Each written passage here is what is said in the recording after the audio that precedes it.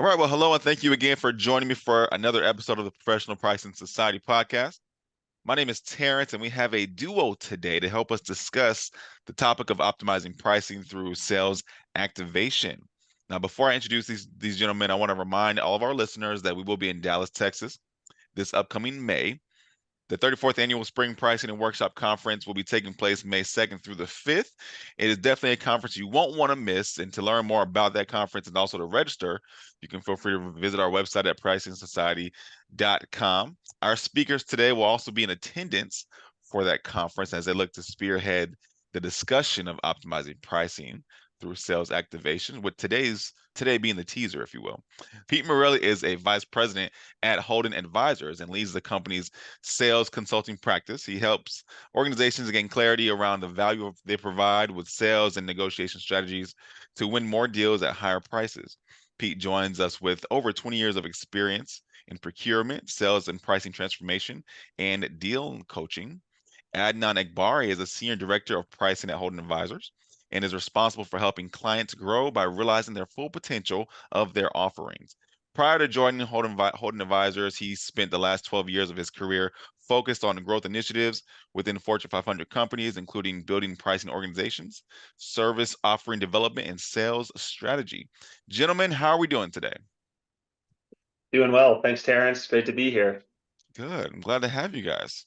Yep, excited to be here for sure. Excited to have you guys here on this podcast and also excited to see you guys in May for your workshop. But let's go ahead and dive right into today's discussion about optimizing pricing through sales activation. So, let me go ahead and ask the first question, and you both can feel free to chime in or however you want to respond to these questions.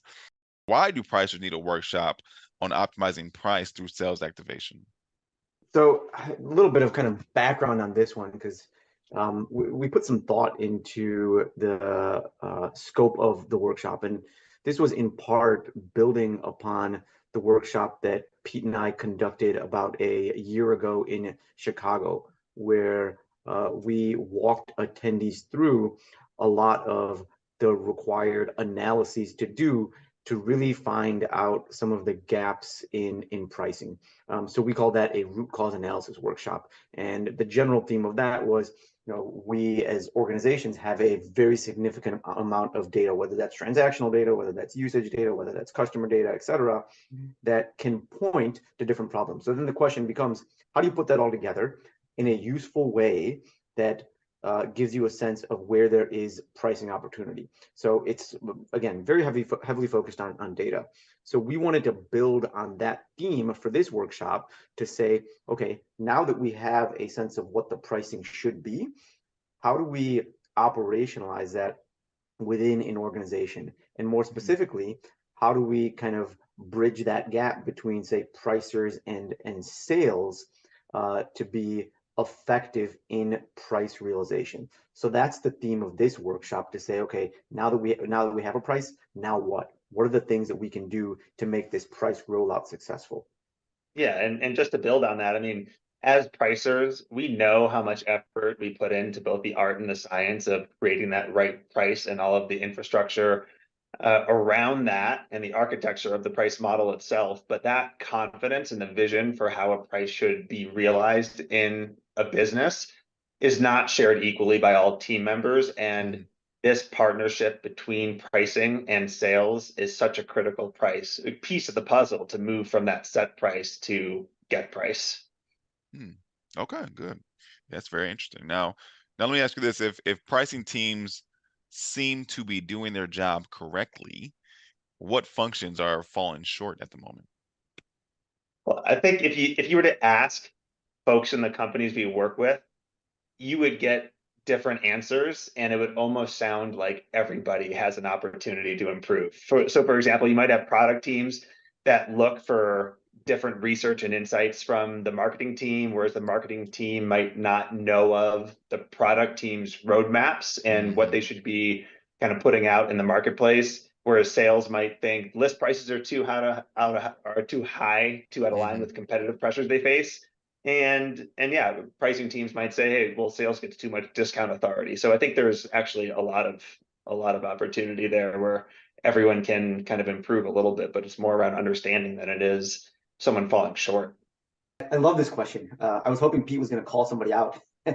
um, so this one, it's really interesting to me because of just the level of market volatility that we're seeing, right? Like, I find that determining what the right price is really tough in this environment, right? Inflation is at play, and it varies by sector. And I think the reality is that it's really hard for pricers to arrive at price. It's really hard for businesses to know how much they should be paying for things.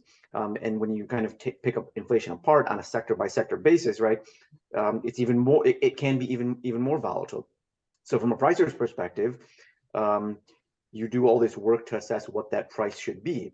And then a seller has to go out and position that price to their customers. But the reality is, particularly in B2B environments, when sellers are going out and positioning what are often price increases to their customers are facing a lot of headwinds too, because their organization's costs have gone up, and budgets are being cut. So then the question is, how do they take this information and communicate it in an environment that has all this volatility and all this uncertainty? So getting back to the question, right, which functions are falling short?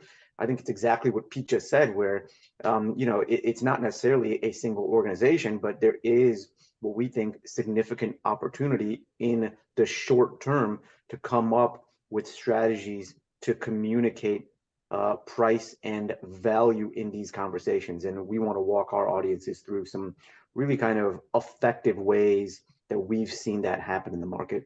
Yeah, so it sounds like it's a collaborative effort. It's not just on one team or even two teams. It could be an entire organization coming together to assess the process and essentially come up with a final solution when it comes to the pricing realm. Now, look, the value to price process should be familiar to most pricers, but where are the areas where sales and pricing see the world differently? Yeah, I'll kick this one off. I mean, I think there's some fundamental differences in how pricers and sales teams see the world. If we just think through a flow that a lot of pricers will be familiar with, from kind of what's your top level price strategy, you might have the pricers think profits are king, whereas the sales team is often incented on volume, and they'll just think about making that sale for revenue. So that's one area. As you move towards value, you can think about the pricing team trying to quantify that value to share equitably in a price, and that's a very quantitative mindset. Whereas the sales team might think qualitative relationships. And then as you get more towards the pricing, you kind of think of the rule-based nuances and different packages that the pricing team sets, whereas the sales team wants a very simple go-to-market structure so they can think about it and communicate it efficiently. And then finally, when you think, the price getting motion, how do we actually realize these prices? That the pricing team is often taking a portfolio view and thinking about, we'll take some losses with the wins to protect the price and target the segments we really want. Whereas that seller takes a very their world specific point of view about, hey, losing this deal means a lot to me, even though if it means less in the grand scheme of things to a portfolio. So you really have to think about those different nuances about how they see the world to try to come to some compromise. Yeah, I think there's benefit on both sides, right? If a pricer puts some effort and puts themselves in a salesperson's shoes, meaning, now that I have this price change, what is it specifically that I would say in a customer conversation to position this price change, right? There's absolute benefit in doing that, because that's going to start to bridge that chasm. And then the inverse is also true, where a seller puts himself in a pricer's shoes, where they are managing what the product or service should be valued at. It is a fair value. So then the question is, how do we position that in the marketplace now that we know the fair value? So a big part of this equation is making sure that you have that fair value right, that you can defend it in all parts of the organization, not just pricing, not just sales, but anyone within your organization. It could be customer service functions, it could be account management functions. So That's in part what I really like about pricing, is that it just touches so many different areas of organizations. We talk about pricing and sales often because that's in many ways the world we live in, but it certainly can be broader than that. Sure, absolutely. Okay.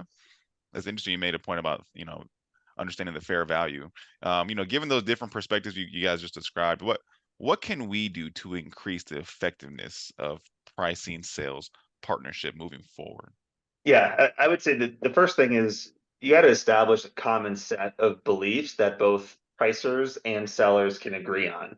So this is about what is the value that our companies actually provide to the marketplace. So when we think about conducting value research, whether that's quantitative, survey oriented, or qualitative interview oriented kind of methods, you really want to understand why what you do is worth financial dollars to your end customers. And if pricing and sales can agree on this, that forms the foundation of how you can have a conversation about why these are good prices, why you should, as a salesperson, be confident in communicating the value of those services and products to the marketplace. And really, this is pricing 101 stuff.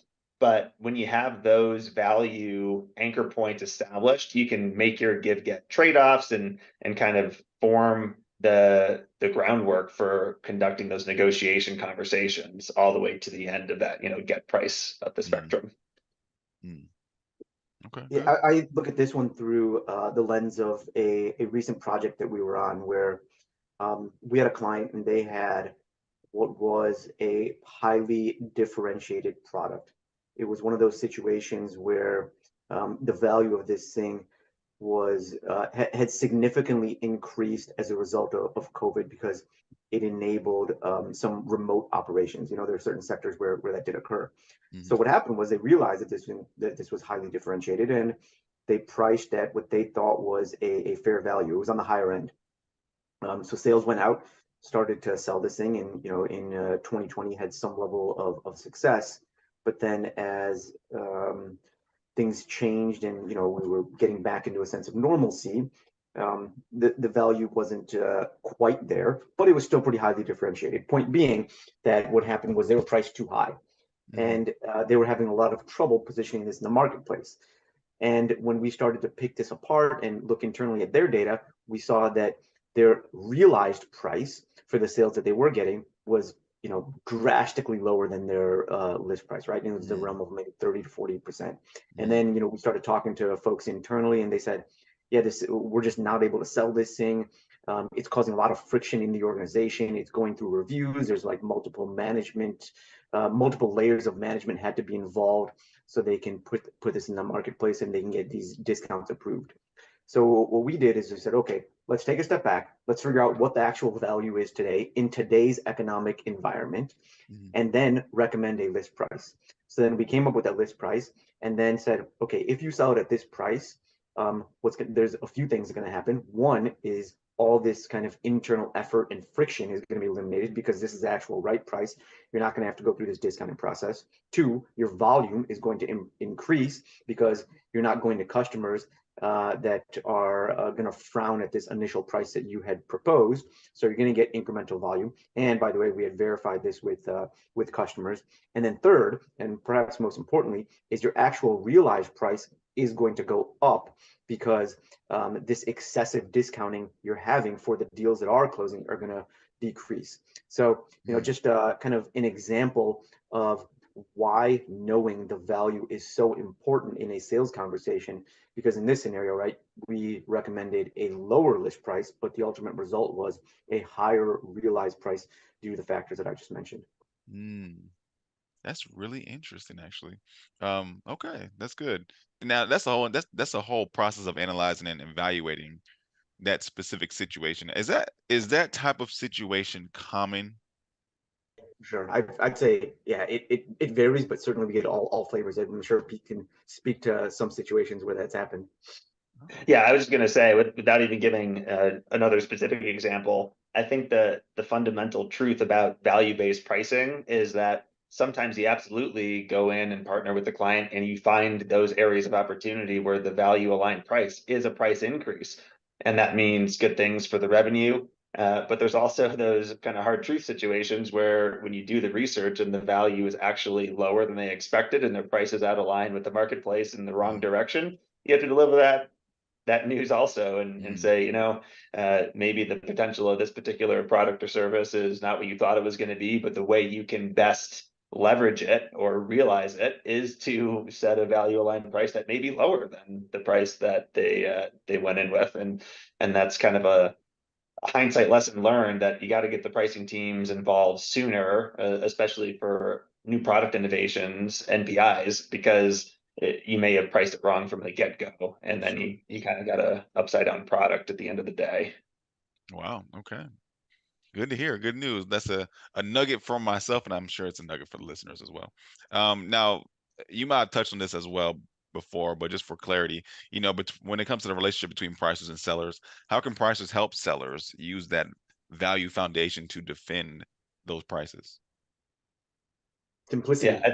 It's got to be very straightforward. Hmm. Any type of communication that goes out in the marketplace. Um, as somebody that enjoys data, likes to kind of put together an Excel document and be very comprehensive, what I've started to realize is that any type of a sales conversation has to be focused on value, and that value message has to be succinct, meaning, it's got to be in that elevator pitch type of a format. Hmm. So it's that combination of art and science on how do you position that value in a very crisp, succinct way that anybody can understand it. So that's one of the key things that I like to hone in on. Okay. Yeah, I think that's great. And then the other one I think can be a lot of pricers will think about the basic blocking and tackling that they do in the course of a pricing project or effort is, building in those packages that are tiered or your good, better, best. So you give that sales team options to pitch a lower value product or service to a budget constrained customer, and or defend the price when a given customer asks for that discount. You can say, sure, but we have to take away this item of value. So just being thoughtful about how you construct your pricing, Mhm. those kind of 101 level components of a pricing project actually bear fruit when you can communicate them clearly to a salesperson and why that optionality is there for them. And that kind of helps them establish their give gets and trade-offs for the negotiation and build Mhm. those fences to protect the value that you try to defend as a pricing team. Okay. Okay, good. Now, you guys really discussed necessary tools, if you will, what you both mentioned. Is there a certain way to go about positioning this to the sales team that they can find it useful? There's I a think range of tools that come into play for sure. Yeah. We've incorporated several of them. I think some of which Pete had mentioned, where um, you want to have these set of what we call give gets in your back pocket, because Mhm. inevitably you're going to go to a customer and they're going to ask for some type of a price concession. So when they ask for a price concession, you have to be well equipped to know, sure, I can make a price concession, but you're doing it in exchange for something so that it's reflective of the value. So if there's a price concession, you're going to take away value in some way. That's something that we often use. And building on that a little bit further, it's a matter of knowing the competitive market well so that you can build out what we call a flanking product. So, for example, if there's a situation where, getting back to what I said earlier, where there's a highly differentiated product, but Mhm. that customer, for whatever reason, perhaps doesn't have the budget to pay, or they don't necessarily need, say, the Cadillac version of the product for their specific business, that's okay. You just have to go in and, from a product perspective, figure out what is needed. How do you Mhm. create a lower priced, lower value version of that product so that sales teams can go out there and more effectively defend price? And there's a slew of other tools that come into play that really depend on the applicability in certain business situations. Yeah, and I think a key enabler for any of those things Adnan just ticked through is to bring the sales team in earlier in that pricing process than most prices are typically accustomed to. So it's not only, hey, what are you seeing in the marketplace, but if you can establish that buy-in earlier with, hey, here's why we're recommending these prices and this structure, you're going to have better adoption and confidence flowing through to the commercial end. Mhm. Okay. Understood. Understood. Now, hey, is there any additional advice you would give to someone with your experience working with B2B clients? I think probably just we think about this pricing sales partnership as two necessary components of almost every monetization model, particularly in B2B industries where you have some sort of seller initiated or completed process. Mhm. You know, pricing and some of the associated activities that are also informed by, product teams and marketing teams, they all generally aggregate information and market intel to both set prices and the direction, but sales can't simply be an execution function to negotiate with customers. They really need to be bought in and just as confident in that price. And in fact, selling teams are often the best devil's advocates you can get because they'll echo your customer objections effectively verbatim. So you're going to get that truth to some degree. As sometimes people say sellers are overly pessimistic or friendly with customers, but I think if you want to really get what that other side of the table will say, salespeople are your best advocate there. So when you get them on board, proverbially sitting next to you at the desk to work on a problem rather than across the table, I think the results can really be pretty stunning. I love that. Yeah, that collaboration is absolutely key, and that kind of builds on a lot of what I was going to say, where uh, it's just super important to be laser focused on what is going to move the needle within the organization. So from a pricing perspective, we've seen teams that get pulled in a lot of different directions, whether that be reporting or whether that be getting pulled into the cost side of things, which matter, but at the same time, you have to prioritize in such a way that is going to drive profitability, and it pulls the organization together really around the differentiated value of what they have. And when that is at the center of pricing and sales activities, that's where we see a lot of success. Okay. All right. Well, hey, listen, Pete Morelli and Adnan Akbari, I want to thank you so much again for your time speaking with me today. Now, for our listeners, of course, want to remind you all they will be with us in May at our spring conference, leading their workshop there. Now, for the inquiring minds, Pete and Adnan, where can listeners go to find out more information about yourselves, Holden Advisors, or any other resourceful material?